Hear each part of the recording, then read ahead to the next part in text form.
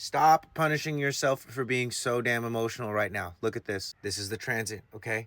And we've got the solar plexus defined. By the transit alone, we've got crisis and progress, the channel of transitoriness, and sexuality and friction, the channel of mating and bonding. There's a lot of emotional energy. Also, gate 55 is in the sun right now, and gate 22 is also active.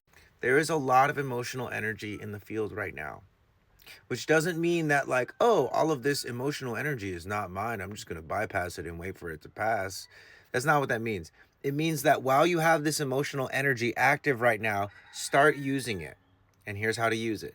Step number 1, recognize when you're in the emotional wave. Okay, emotions are like the tides. Sometimes they're up, sometimes they're down, sometimes they're in between. When they're in between, generally speaking, you're not going to be as emotional. But when they're extra up, like you're extra high and happy, or when you're extra low and sad, those are the points of the emotional wave where you want to recognize, oh, I'm in an emotional wave.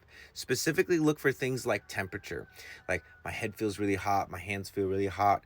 Pressure, my head feels like it's about to explode, my chest feels really tight. Step number 2 is recognize if you're in a safe space. If you're alone, you're safe. If you're with other people, the thing that determines safety is whether or not those people know how to actually hold space.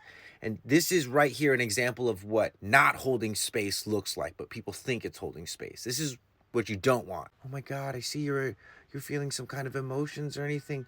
Do you want to talk about it? Like, what are you feeling emotional about? Well, why do you think that's happening? Well, what are you going to, like, are you just going to keep letting that happen? What are you going to do? Those kinds of people, they're not actually holding space emotionally for you. They're attempting to fulfill some sort of like validation for themselves. Like, oh, I can help my friend. Because what they're doing with all of those asking questions is not actually holding space for you. They're actually driving you from your solar plexus up into your head and ajna. They're trying to get you to think about your emotions so that they can come in and offer you solutions. That's not how holding space is. This is what holding space actually is. Oh man, I see you're moving through some emotional stuff. If you'd like to be alone, I can totally leave. I have no problem with that. You want me to stay? You want me to hold some space? Okay, cool. I'm just going to sit next to you. Is it okay if I hold your hand? All right, cool. Feel free to share anything with me. I'm just going to be here witnessing you. I love you. This is totally natural. Just move through your process. I'm here with you. Holding space is not about solving the problem. The emotions are not some kind of like formula that you need to solve. They just need to be felt. So in terms of holding space, if you can go through your process with the witness of somebody else, that's fine. But if that other person is going to be asking questions and doing all this investigating, again, pulling you out of your body up into your head and ajna, you're probably better off just being alone, asking them to leave. Step number 3 is learn how to amplify or align with whatever emotions you're feeling. Most people, when they're feeling sad, they'll try and make themselves feel better. Suck ass situation. Problem with making yourself feel better when you're sad is that you don't actually get to move through the sadness, and it's the equivalent of like popping a pill in your mouth, medicine, and then not swallowing it all the way, okay? Instead of trying to soothe yourself, actually let yourself go to the ends of the emotions. And here's some examples. If you're excited and joyful and you've got all this energy, jump around, dance, exhaust the energy, sing your head off, exhaust the energy. The more of the emotional wave that you can actually surrender to without hurting yourself or other people, the better off you're going to be. It will shorten the amount of time that you need to process the emotion, as well as get deeper into the truth of what that emotion is actually about. And here's what it looks like on the low end. If you're feeling sad, put sad music on, cover the curtains up, cover yourself with a blanket, cry your ass off. Really what's going on with emotions and the truth is that there's water moving. Water holds the highest memory potential out of all the elements, and when you allow that energy to move, it comes out of your eyes, your mouth, your sweat glands. Any way water leaves the body, trauma is also going to be able to leave the body through the water leaving your body. And step 4, and this is arguably the one that people forget the most, just lay down.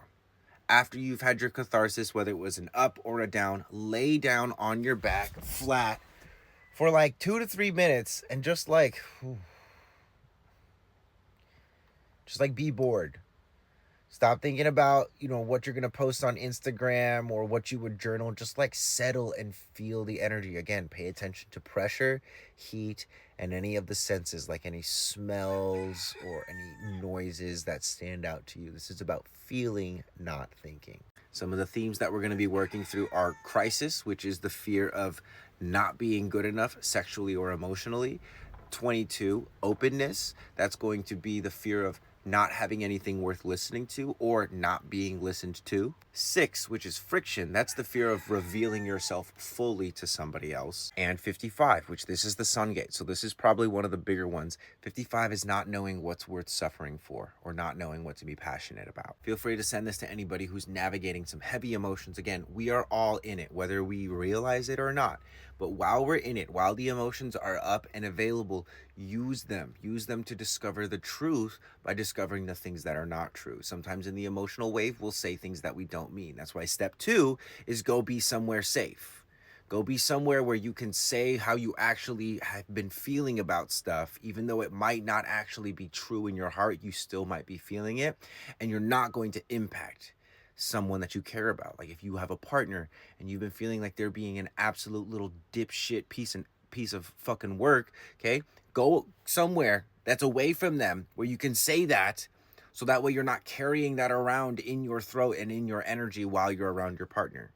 Also, if you want to be a more emotionally resilient human being, please come check out my membership, The Archive. We have a somatic approach to human design that's going to connect these energetic organs to physical organs and teach you how to make your entire system more robust, more tolerant, more patient, stronger. Effectively, we're going to upgrade your nervous system by upgrading your physical body, and that's going to impact the amplification of your aura. Also, it's going to make you less sensitive, especially in these undefined centers. Link is in the you know where. Thanks for tuning in.